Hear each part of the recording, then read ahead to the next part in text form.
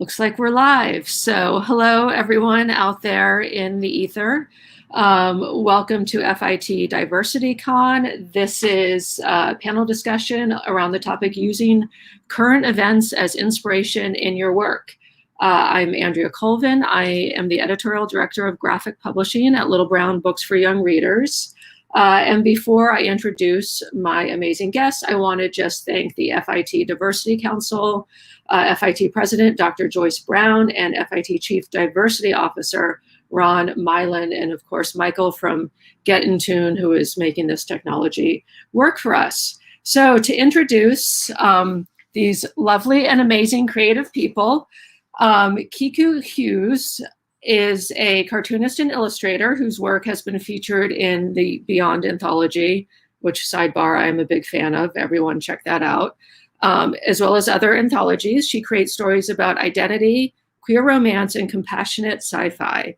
Displacement, which is a time travel graphic novel that takes place largely in a 1940s, nice, era Japanese American internment camp, is her debut graphic novel. L.L. McKinney is a writer, a poet, and one of the Roots 100 most influential African Americans of 2020. So obviously extremely badass. She's an advocate for equality and inclusion in publishing, the co-founder of Juneteenth Book Fest, and the creator of the hashtags Publishing Paid Me and What WOC Writers Hear. And anyone out there who works in publishing knows all about what Publishing Paid Me. That created some waves, good waves. She is the author of A Blade So Black, A Dream So Dark, and A Crown So Cursed. And Alex Sanchez has published 9 novels. Oh, nice. Good work, you all, having your books ready. Alex Sanchez has published 9 novels, including the American Library Association Best Book for Young Adults, Rainbow Boys. Do you have that to hold up right in front of you, Alex? And the Lambda Award-winning So Hard to Say and Bait, which won the Tomas Rivera Mexican-American Book Award. His full-length graphic novel for DC Comics titled You Brought Me the Ocean, okay, excellent, about the character who will become Aqualad, illustrated by Julie Marrow, just came out in June. The Greatest Superpower, a prose middle grade novel, comes out in February 2021. Nice. So let's just, I'll just jump right in and throw out some questions. I think for people watching at home, there is a comments tab, and we will try to get to as many as your questions as we can. So put them in the comments stream tab panel, whatever it looks like on your screen. So this first question is one that Alex brought up. So I'll let you have first crack at it. And it is in a world changing so rapidly in terms of technology and culture, how can our stories be both timely and timeless? And just to put my own follow-up onto that, also in a world where current events fade so quickly from the cultural consciousness, does it make sense to include them in your stories at all?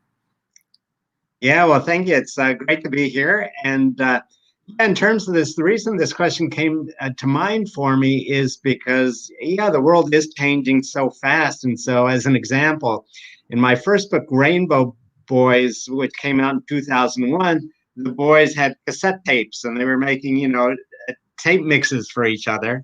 And then that turned into be the Rainbow Trilogy. So the next book that came out, well, the culture had changed. So then they had CDs.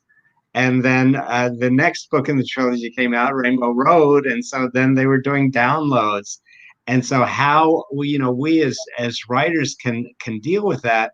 And I've sort of just given up on it and accepted. I was speaking at a conference where one of the young people there, raised their hands during the Q&A and said, some of the scenes in here, it's like reading historical fiction. And I hadn't ever thought that something that I would write in my lifetime would be called historical fiction. So I think it's one of those things, it's just like, well, that's the way it is. But what I learned from that was that even though the culture may change and even though the technology may change, it's sort of like rearranging the furniture, and it's still furniture. That when we're writing, especially fiction, we're really keying into the emotions of the characters and what are the dynamics, what are the relationships. When we read fiction, we're reading for emotion, and I think that's what gives that timeless quality to it. That even though now some young people may be communicating more via text, that what they're really communicating still is how they interact with each other, their relationships, what they want to say, how they feel about each other. And in terms of timely issues, I write a lot about queer teens and LGBTQ issues that a lot of those are not going away. It's like prejudice and bias, it continues, bullying continues. But going beyond that part of what I've learned is, even though I write about queer teens, it's oftentimes people are keying into the more universal about being true to who you are. That's what coming out and being yourself, whether you're gay, lesbian, or whatever. It's being true to who you are. So those sorts of timeless issues. Great. Elle, do you share thoughts on this topic? Yeah, sure. It's sort of the same for me. Like a lot of the things that I work on have issues that do affect my community, which is the Black community. So in Alice, well, I call it Alice, but it's the Nightmareverse. The first book's A Blaze So Black and a Dream So Dark. The story centers around, this Black girl going on adventures, but the world that she goes to, Wonderland, and the world she comes from, our world, are still both affected by current events. There was a Black girl was killed by police in A Blade So Black. You don't see it on the page, you just hear about it and the aftermath of it. Aftermath. Did I say that right? Anyway, you hear about what happens after. And it has a magical effect in the world of Wonderland as well. The monsters that she fights become stronger in response to the emotions from the community that has been traumatized yet again by this event. And in my graphic novel, Nubia Real One, which is this one right here, I don't have a cover, but that's her, and you can look her up online. Nubia is dealing with what it would be like to be a superhero right now. And I love Black superheroes. Nubia, above many others, but it deals with having the talk that Black families have to have with their kids about what to do in certain situations. When you get pulled over, do or don't do this. If you end up being stopped by police, do or don't do this. Your life depends on it. Well, Nubia has that same conversation with her moms, but her superpowers are thrown into the mix because now you are actually physically stronger, faster, and very capable of doing great things, and people will see that as a threat because of what you look like. And there's nothing you can control. Because everyday non-super strength, non-super fast Black people are seen as a threat. So that's something that carries over. And it's something that I don't think is necessarily a current event because it never really stopped.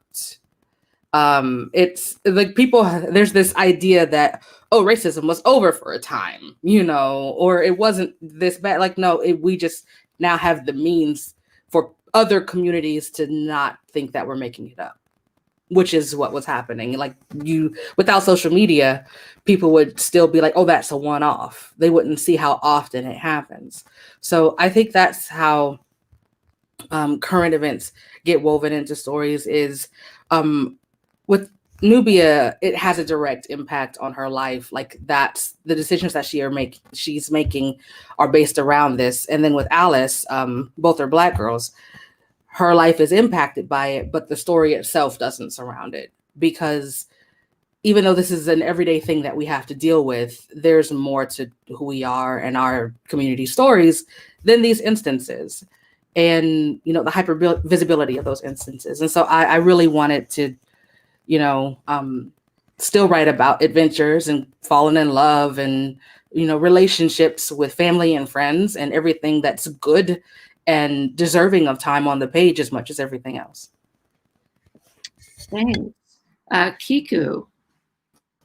Yeah, I guess I'll address more sort of the changing political events, because that's more what relates to displacement, which is a sort of historical fiction, but also takes place in the present, because the main character is sort of based on myself, and it starts in 2016.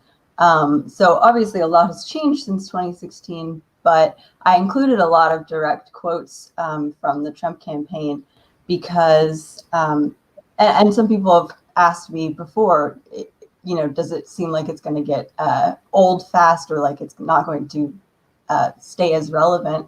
But I really felt like, first of all, there were some quotes that I included in Displacement that even if people don't necessarily remember them in the years to come, I think they're still very important to remember and to bring up over and over. The very like the exact quotes of what was said during the campaign. They were never vague about what their intentions were. And, I think there's a lot of people in the coming years that are going to try to step back and say, oh, we couldn't have known what this was going to end up like, but there's evidence right there on the page. And I also think that current events weave their way into a community's history so easily. So I included a lot of direct quotes and a lot of direct instances from the 2016 campaign because they were really a means of sort of galvanizing the Japanese American community, specifically when we heard sort of the vitriol that was being used in the 2016 campaign. It caused a lot of things to happen. There were organizations that formed among Japanese Americans about, how are we going to respond to this as a community that has dealt with this before? So it became a part of Japanese American history in and of itself. So I think, what is current events now becomes still like a part of a community's history. Yeah, I like that sort of visualization, is that current events immediately become history and they, soak into a community. But I also want to go back to what Elle was talking about, just about, your characters, who are Black characters having this trauma in their lives, but that's not what your stories are about. And, this is a question I had here. What about using traumatic events to inform or inspire your storytelling, particularly as BIPOC creators? And also, does the world need, or should the world have, more stories about trauma? Or are we in a time where it's more important to focus these characters on happier narratives? And sort of how do you mesh those things together? So I think, and I wrote a piece about this very recently. It's on Tor.com. Particularly in the Black community, there is, and publishing is not the only one who does it. There is this obsession with people who are outside of the community with the pain narrative of slavery, Jim Crow, and civil rights movement, all of that. And it's usually where it's written by people on the outside looking in. So certain aspects get, for lack of a better term that I can think of this morning, fetishized. Like it's there to make the people reading it feel something and feel better that they are not this bad as it is in the story. And then you have people within the community who are writing books like Angie Thomas with The Hate U Give, and pretty much almost everything that Jason Reynolds does, which is amazing. And then you have Nick Stone and Dear Justice and Dear Martin. And these are all very important stories as well. And they should be told. And our community should be the one telling them. Like, we should be the ones in control of this narrative and how it gets shaped and how people get to interact with it, because it's ours. But at the same time, there needs to be more. There doesn't need to be more because we're writing it, but there needs to be more acknowledgement of the stories that are being written in romance, coming of age tales, in adventure stories for all ages. We can go into space, we can be on other planets, we can be elves, we can be fairies, we can do all of the same things. And it speaks to who gets to have their story seen as what's universal as opposed to niche.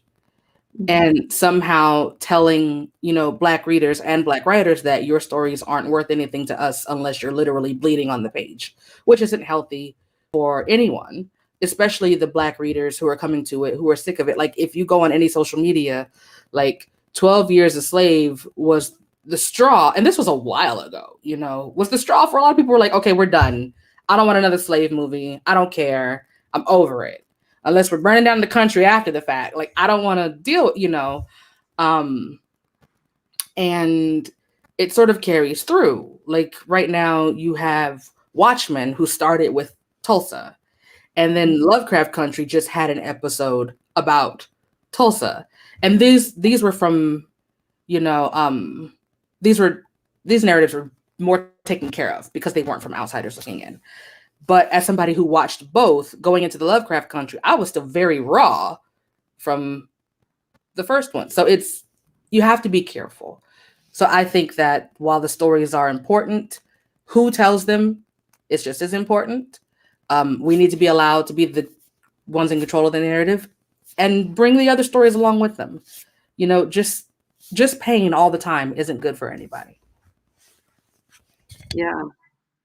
Agreed. Well, let me go back to the question I had before this and maybe bring in Alex and Kiku as well.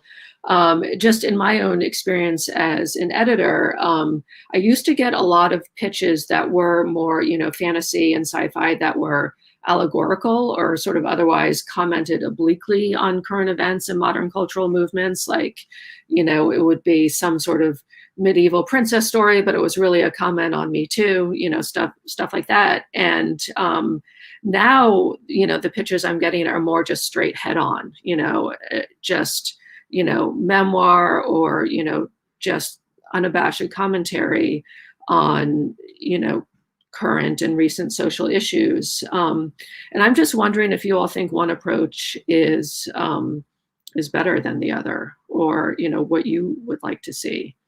Maybe start with Alex again. Yeah, thank you. I think that for that particular question, it really depends on what your voice is. I think it's so important for us as creators, as writers, to be true to our voice and not try to do something because that's what's trending now, but to really be true to that. So however our approach is, in the things that I write, it's sort of like the story tells me how it wants to be told. Lots of times it's sort of this creative collaboration between my conscious me and the subconscious creative force that comes out through me, and we have to sort of negotiate how that story comes out. So I'd say it really depends on the author's voice. But if I could address the previous question about trauma as well. And, with my first novel, I learned a really important lesson, and that is when I started hearing from young readers, because, I write about teens. That's where my voice is with young people. And so I started hearing from a lot of teens about how my teen characters, they were role models for them. And so when dealing with, issues like bullying or gay bashing, dealing, with that prejudice and bias against queer people, it's like lots of times young people are reading our stories to sort of say, okay, how does that character deal with that situation? Would I make the same decisions? Would I make different decisions? What are the consequences of those characters doing those things? So that that the characters that I create, and when I first heard that about role models, I was like, no, don't do that. These are just fictional characters. But I after that I started taking that seriously, and I like to think that made my writing even stronger, because I thought, okay, what is the situation I'm presenting here? Knowing that young people are going to be looking at these characters and thinking about decisions they make in their own lives. So that's one aspect of that. And the other aspect, in terms of, what to focus on, that because I write, about lots of times about queer teens, a lot of the stories are about, coming out and identity. But I think and there are going to be more and more stories in which the characters just happen to be queer, or they happen to be Latinx, but it's not an up from the barrio story. It's just hey, and that's one of the things in my books, coming from my Mexican American background, that I've had so many of my characters be Latinx, but that's not what the stories are about. It's just part of who they are. And with my graphic novel, one of the things that I think is so wonderful about comics, sequential art, is that we can present a diversity of characters without having to make mention of what their race or ethnicity is, because they just we can see it. It's right there on the page, so we don't have to address it, and they can just happen to be. And I think that can allow for much more inclusivity and much more diversity, especially, and I think it's a great advantage in comics. So those are just some of my thoughts. I wholeheartedly agree about that being one of the great advantages of comics. So Kiku, let's hear from you on either or both of the questions on the floor. Yeah, sort of piggybacking off of what Alex just said about sort of the advantages of comics as a medium when you're trying to include so many aspects of your own identity. One moment that I was really glad I got to include in Displacement was the sort of romance between my character and her fellow student May. And you can put so much sort of meaning and just sort of meaning and romance into a gesture in comics that you don't have to bring so much attention to it. And I knew, it being a historical graphic novel in the 1940s, I knew I was going to get some people saying, well, nobody was out in the 40s, which, isn't true. But also comics is a way of really showing these sort of romantic moments without making it the central focus of the story, which I really appreciated. But the original question was about using traumatic events to inspire your storytelling, and whether we're in a world where we should be moving beyond those, or as Elle said, where it shouldn't be about the pain narrative. So yes, yeah. I think what Elle said was really really important, that there needs to be, it's not that there should be fewer stories about traumatic events, but there needs to be more stories in general from more voices. That it's only a problem, I think, when you are only taking these traumatic events and using those as narratives. And sorry, I also in terms of using allegory versus straightforward sort of storytelling, I think maybe part of the reason that in these last few years especially, there may have been a shift from allegory to more straightforward storytelling is, I think a lot of people are very sick of allegories being misused and mishandled by the general reading population. I think there's a lot of instances where things that have been created as satire or as allegory have been completely misappropriated. And I think we're seeing over and over again how frustrating that could be for the creators and for the communities that maybe the piece was meant for. So I think there's definitely, that's born out of frustration and sort of a need to be heard. Mm-hmm. What kinds of contemporary stories would you, all of you, like to see more of in the world? Like, is there a particular topic or cultural movement that you would like to see tackled either by you or someone else? And just to tack on to that, you know, what about the pandemic? Should we be doing stories about that in a year or not?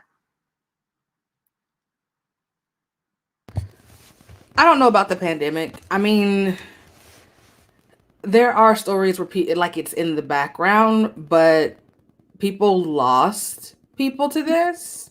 Mm-hmm. Like, this is very much a widespread mourning period for a very large part of this country, a very predominantly Black and brown part of this country.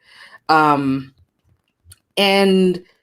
honestly, I don't know what it was. It was on Hulu or something. There was a commercial for a TV show about, you know, falling in love with your neighbor because you're in quarantine. And I think I hurt myself with how hard I rolled my eyes. Because I don't like, no, it honestly felt insulting, and I doubt that was the intention. But to try and make something cutesy at this point in time where people are still dying daily because of the negligence, and I'm not gonna go off, it's okay. I'm gonna maintain, but that would be like writing about any other traumatic, long-spanning event in history as it's going up. Could you imagine someone writing, and I have issues with writing romance set to the backdrop of something traumatic going on anyway, because that's, even if there was love happening at the time, because clearly there was, but it's a lot. But I don't think the pandemic should be tackled all that soon. Feel free to come back with zombie books. I miss those. They're semi-pandemic. I mean, they're literal pandemic, but they're not this pandemic, you know. What was the other part of the question? I got distracted. What sorts of stories would you like to see? All of them. At this point, there's a dearth of stories that let Black people do everything. I think there's a dearth of stories that let most marginalized people do everything. I want Black fairies. I want Black out in outer space. I want Afrofuturism. I want, you know, angels and demons and all the stuff that I loved to read growing up, but with Black protagonists. Like, and I seriously think that, again, the narrative needs to be in the hand of Black authors. Just like you were saying, Kiku, because people are tired of what they were trying to do with the work being taken in a completely different direction. Like with the allegories, I personally hate allegorical racism because it's people trying to make sense of something that there's no rhyme or reason to racism. Like when you have people, oh, they're prejudiced against magic. Well, she could set your house on fire with her mind. Yes, she is dangerous. Black people are not physically dangerous to you. I'm sorry. So that allegory just doesn't work. You're literally making a comparison that is harmful to Black people by saying that they are the same. No, sorry. That's why, as much as I love X-Men, I like that allegory just drives me, because if you took away their powers, Storm would still have issues in this world. Sorry. But I want all the stories, and do away with the allegories, because the creators who do it right have their stuff messed up. And honestly, most creators don't use it well. Sorry. Kiku or Alex? Sure. Yeah, in terms of you know, what kind of stories I'd like to see in the world, you know, when you know, I began writing Rainbow Boys, so that was in the 1990s, and a lot of the queer literature that I was reading at the time, it's like, this does not reflect my reality, and it does not reflect my view of the world. It didn't reflect my hopes and dreams. It was a lot of the books were very, you know, quite frankly, just depressing, and they were, you know, you know, queer people couldn't, you know, have successful relationships, that they couldn't find loves. They were books without much hope in them, And part of the reason I wrote that first book was, it was the book that I wanted to read. And I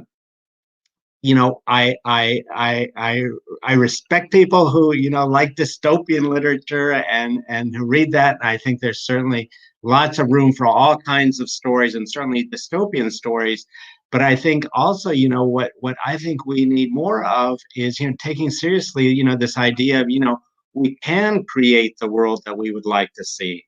And we can have stories that portray a world in which people are making choices that make the world better. And part of the reason I personally don't read dystopian stories is because there's been this blurring between dystopia and reality, where it's sort of like, well, just put dystopian books in the contemporary fiction because it's like it's so similar. And it's like, well, but it doesn't have to be that way. That we do have agency, we do have power. We need to claim that power, and one of the ways we do that is through stories. And through stories of people, who are changing the world for the better, whether they're, nonfiction or fiction, those stories are important. So what I would like to see, and what I try to write in my fiction, are those hopeful, upbeat stories that we can make choices that change the world for the better, that we don't have to accept a dystopian future, that we can create a different reality and a different future. Yeah, definitely. That is a great point, Alex. I think a lot of sort of utopian, even though that word is very loaded, but the opposite of dystopian stories would be great. But I also think, yeah, I don't really necessarily have any specific desires for what kinds of stories I want to see coming in the next few years, but more specifically, who is allowed to tell the stories, I think, is more important. I think a lot of publishing and, for instance, like the animation industry, et cetera, is sort of grappling with this concept of diversity of cast versus diversity of creators. And I think more important than what kinds of stories are being told, I think it's who is getting the opportunity to tell them. And that's sort of where we will be making actual progress in, getting more and better quality stories out there, no matter the genre or what they're about. Yeah, and I think publishing, as speaking as a person who works in publishing, we have been facing a reckoning, and maybe it's our 15th reckoning, and our most long overdue reckoning. But it's sort of like we're almost post-own voices now, and I know at Little Brown Books for Young Readers, where I work, we think very carefully about who is telling the stories that come into us, and not only that, but about our own implicit bias about what stories should be told. And I think that's a big thing. I mean, I think all the time about Jerry Craft, who did the graphic novel New Kid and the recent follow-up Class Act, and it was the first graphic novel ever to win a Newbery Award ever, and it's tackles a lot of issues that Jerry himself faced, being a diverse kid, a Black kid in a predominantly white, wealthy school, and I think what happened after this is that a lot of publishers were like, oh, we need to find these new sort of debut people of color and Black creators. And I just keep remembering, try to think that Jerry is fairly certain he's over 50, and he is in self-publishing for 30 years, right? So it's not that I need to be looking for the debut people, but that I need to change the way I'm looking at things entirely and, find the other Jerry Craft, because, he's amazing, but he can't be the only one, who's doing stuff that maybe, my publishing establishment like White Lady Eyes can't recognize as, important stories that other people want to read. Stepping down off that little soapbox, we've got some audience questions here that Ramon has been putting in the chat. Here's one from Alan. I assume this one's from Alan. Do any of you feel a responsibility or desire to help our country heal the divisiveness that has been inflicted upon it? Can you fix it yourself with your stories? Not at all. Nope. Sorry. Go find somebody else. Black women will not save you this time. I'm sorry. We are the victim of racism. We didn't make it. Go talk to your uncles and your aunts, your grandmas, your grandpas, your nice lady at church who says in the N-word on the weekends. Like just you go look at them for the solution. Mm-hmm. I got nothing for you. Don't expect anything from me because I didn't do this. We didn't do this. Mm-hmm. Yeah, just again, since it's sort of like my niche in terms of queer issues. One of the things I learned through my books is my biggest readership is straight teenage girls, even though I write about queer characters. And when I started visiting high schools, I learned how many gay straight alliances are led by straight students. Again, largely, teenage girls. But what I learned from that is, the importance of inclusivity, and I think it's something that we can do in our stories, and especially, as we talked about before, in terms of graphic images, comic images, to show that diversity and inclusivity that.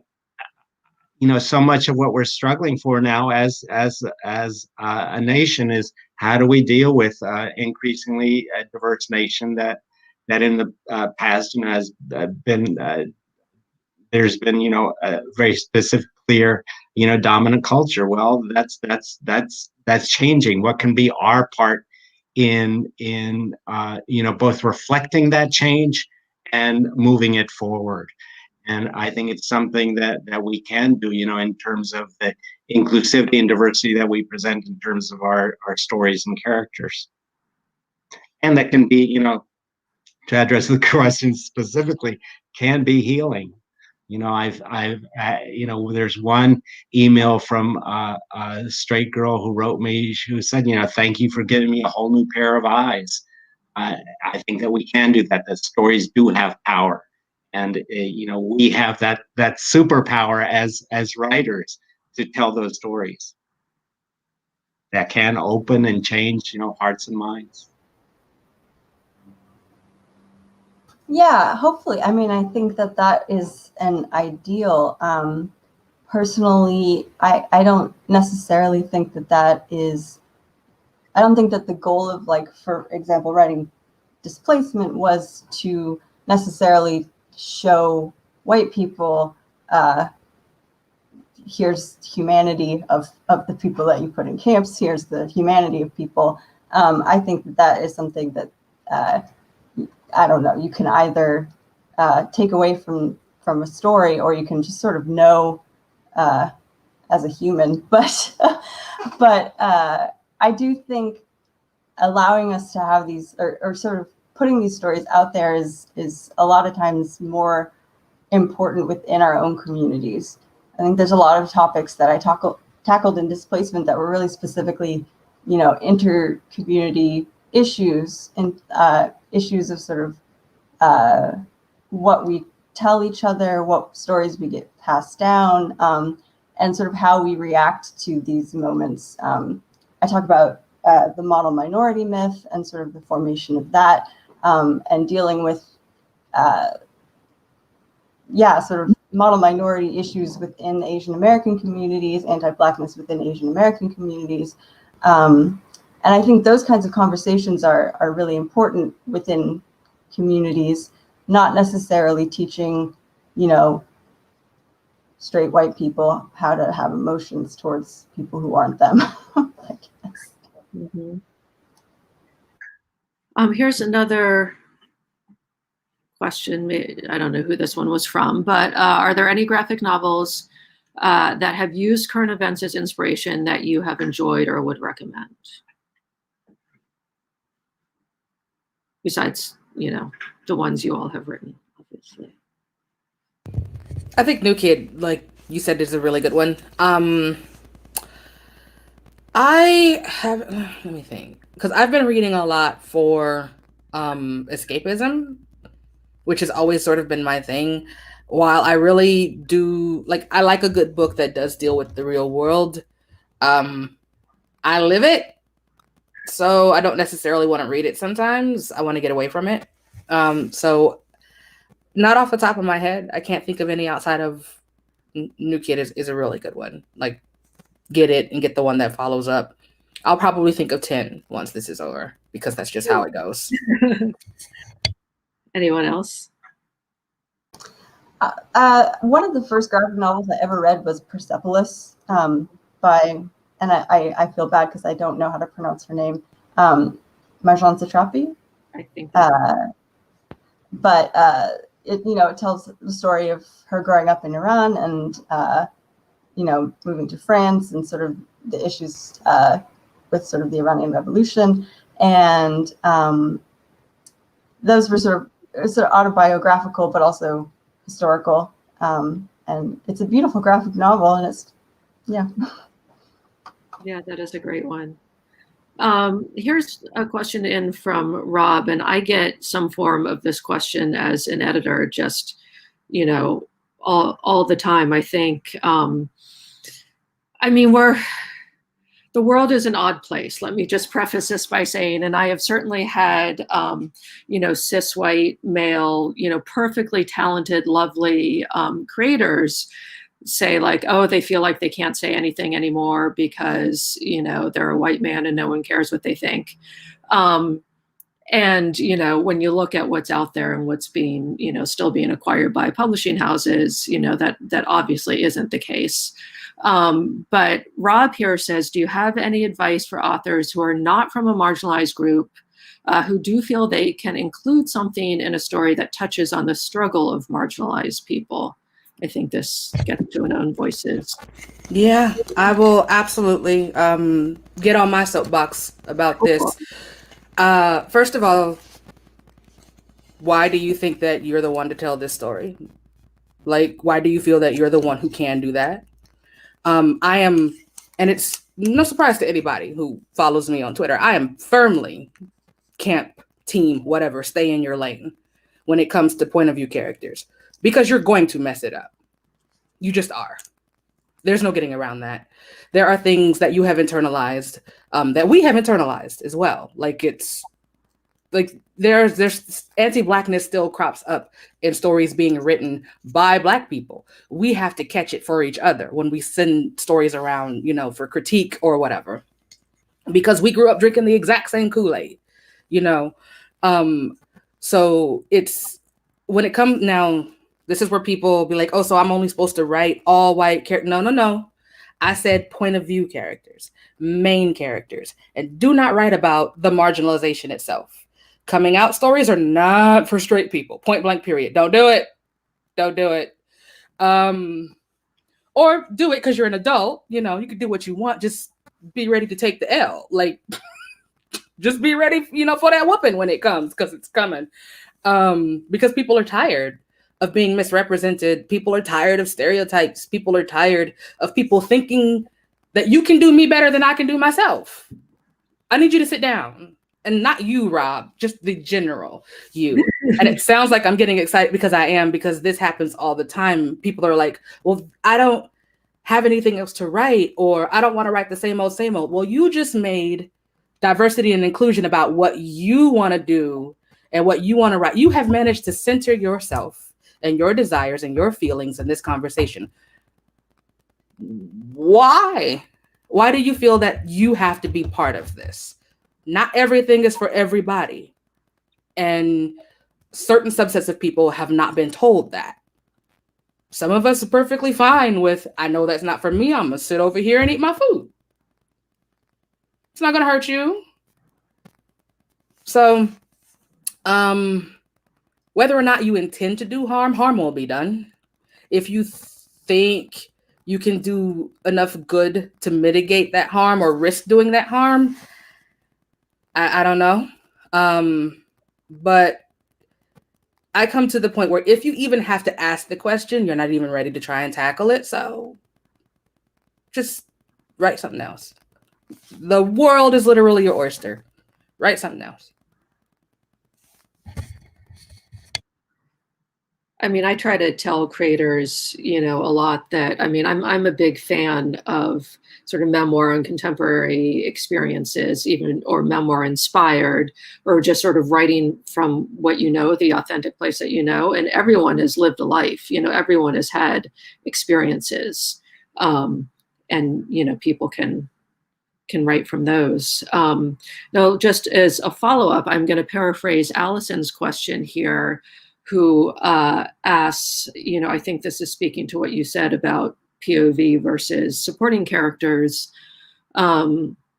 She has a pitch out about it's a Jewish character's coming of age story, but there are several other cultures mixed in the story, not because it was an intentional ad, but because that's who she sees his friends being. Will more stories like this help to reduce the fear of other cultures?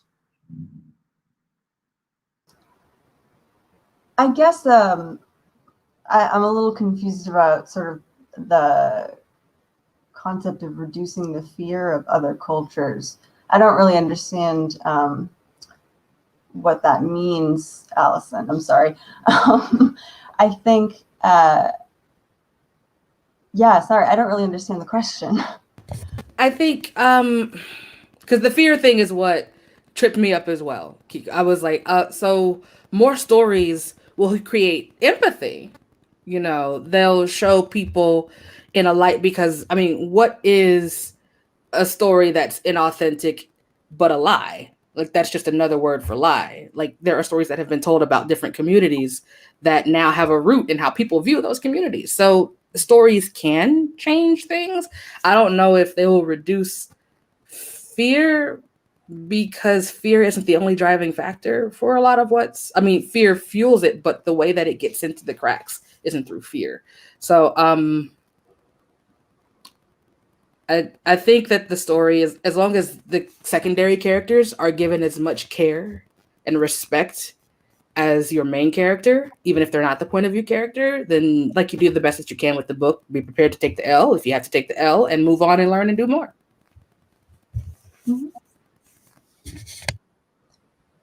Yeah, I don't think you should necessarily be writing the characters from the point of view of how do I make them less scary. I think that is what I will say. I think giving them a full voice and a life that makes them, people, makes them human. I think that's the main goal, not necessarily how do I make them non-threatening. Because I think when you're coming at it from that point of view, you're already in a mindset that's sort of dehumanizing them. Yeah. Yeah, I think, creating characters is so hard to begin with. And, it really is, as Kiku was just saying about, really being able to step into the shoes of that character and see the world through them and give them life that way, and see, how are they similar to me? How are they different from me? And then to start, testing that, sharing it, with other people and getting their feedback, and what works about this character, what doesn't work. It's such a complex and complicated process. And yeah, we can write about characters who are different from us. When I was first coming out years ago, there was a book called The Front Runner, which was a huge bestseller at the time. New York Times bestseller. It was, a gay male love story, and it was written by a lesbian author. And my gay friends and I were all convinced, no, this had to have been written by a guy, because it was just so authentic. And nowadays, where there is so much queer YA being written, and I read some stories, gay boy love stories, written by women, and I'm like, this is not the way boys talk, and it's just like so unconvincing to me. And yet there are other books like, Becky Albertalli's, Simon versus the Homo sapiens agenda, where it's like, it was just like so authentic, so right in there. And it's like, how did she do this? And so, part of it is, as writers, regardless of whether we're writing about someone who is like us or who isn't like us, is, are we getting this character? For so many of our communities, they're not monoliths. The Latinx community, they're millions and millions of different Latinx people, and no one person is, one Latinx person is going to say, no, that's not like me or my community at all, and others are going to be saying, yeah, but that's just like me and my community. So I think it's such a complex issue, that we have to allow for that diversity of writers. Sometimes people from outside a community can point out things about that community that people within the community don't see. And I think that's part of what's so wonderful about literature, that we do have all these different these different perspectives. So so I have, on any given day, I can flip flop back and forth about how I feel about this particular issue. And one day I'll be like, yeah, it's like this, and the other day I'll be like, no, it's like this. Here's another question. I believe this one's from Ramon. Have you ever had a project turned down because it was too controversial or sensitive?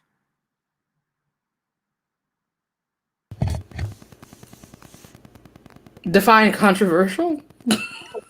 I know it is a tough question, because I think if you're having a project turned down, the publisher is unlikely to say, I think this is too controversial. I do know someone, who will remain nameless, who had a project turned down at a major publisher who used the word polemic in their description of it. It felt like, an angry screed.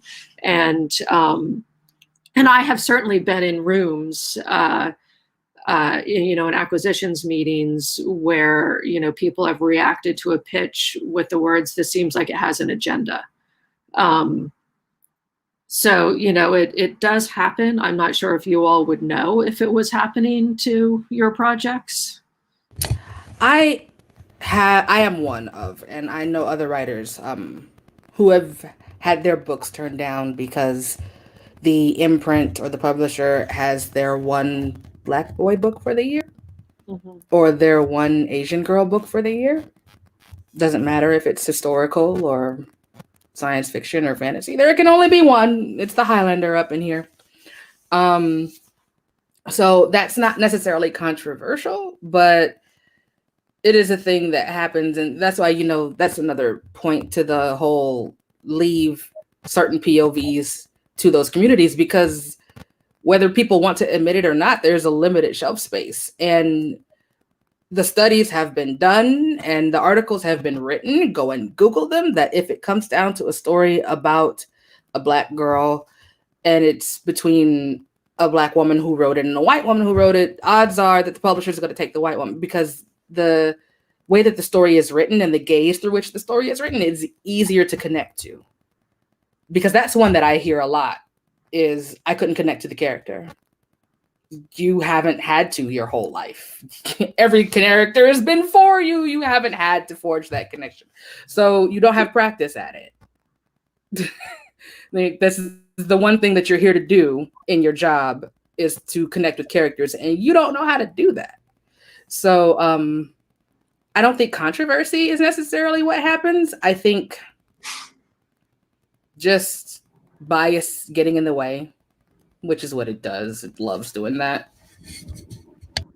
Yeah, publishing is a very white, sorry to interrupt, Kiku. Publishing's, that happens. That's true. And that's, it's the same, I think, Kiku, you were talking about this earlier. I think it was you talking about this earlier, the idea that it's not just on-screen representation, on the page representation and author representation, but it's also representation among the people who are behind the scenes, who are helping stories get out into the world too, is really important.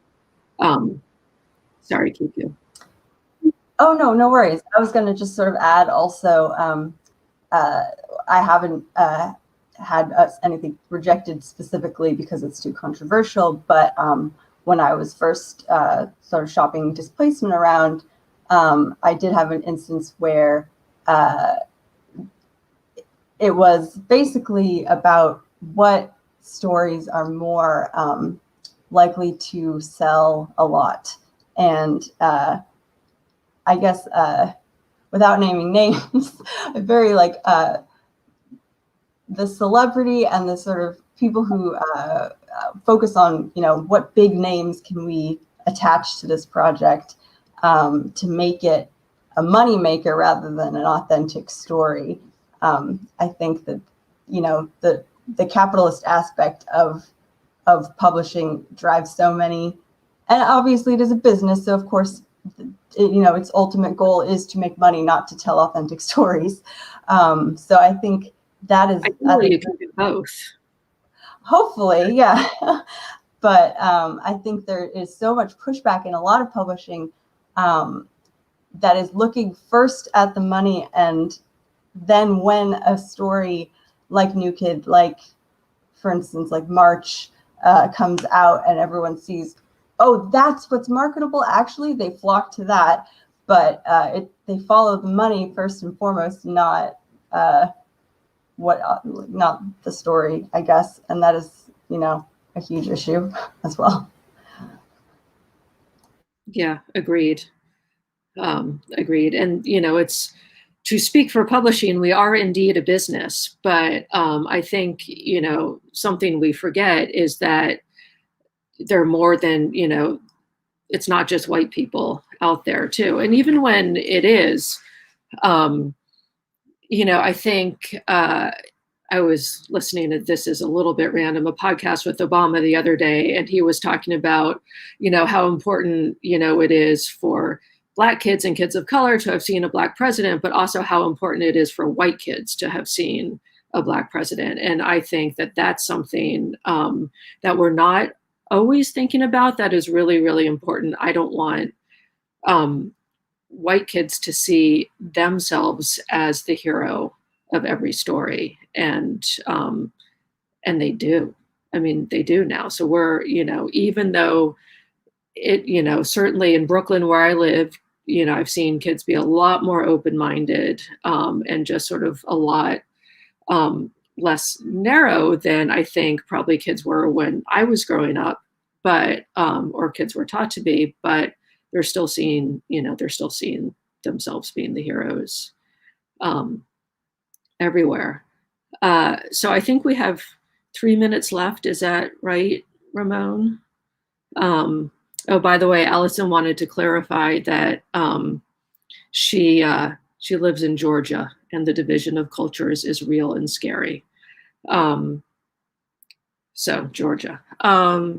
So Ramon has also asked, what kind of life-changing graphic novel would you like to see, either from yourself or others, which is maybe a follow-up on a question before, sort of what sorts of things should we be tackling? But I actually, this is a question I do always like to ask people, like what should be in the market that isn't?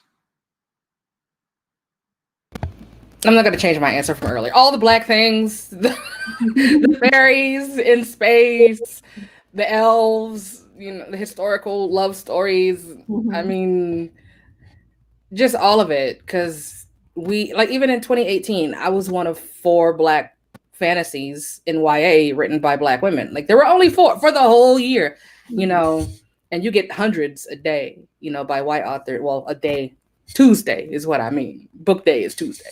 So I just, all the things, because any story could change somebody's life. Somebody's life could be changed by a fantasy. It could be changed by a romance. It could be changed by a rom-com, just if that book connects with that reader. So all of them. Nice. Kiku or Alex? Go ahead, Kiku. Oh yeah, I'm similar to sort of what Elle was saying, specifically because I'm a huge sci-fi fan, and sci-fi has a big problem with, you know, sort of a white male problem. Specifically, it's very Orientalist still, constantly. I would love to see sci-fi in the hands of Asian Americans or Asian diaspora that tackles that sort of issue of Orientalism in sci-fi and sort of puts it in the hands of the people that have been sort of used as aesthetic for so long. So that would be my favorite. Good answer. Yeah. Yeah, what I'm seeing and what I would like to see more of, two things come to mind. One is more intersectionality in terms of stories and characters, between race, ethnicity, gender, sexual orientation, all of that, which I think reflects the very much the identity issues that we've all always been going through, but especially young people now, where it's much more talked about or are going through. The more of that. And then the other thing that I like to see more of is, uh, uh, truthing, so to speak, history and seeing what was the reality of these, heroic events and ancestors that we've held up, and what was their actual complexity, and being more honest about that. Not saying, okay, they have to stop being heroes, but present them as real complex people in a different cultural time and context, but just being more uh, truthful about it. So it's not so much bashing history, but just presenting more of a whole picture of what it was really like, so that we're not creating a world in which we can't have any heroes because they were all flawed.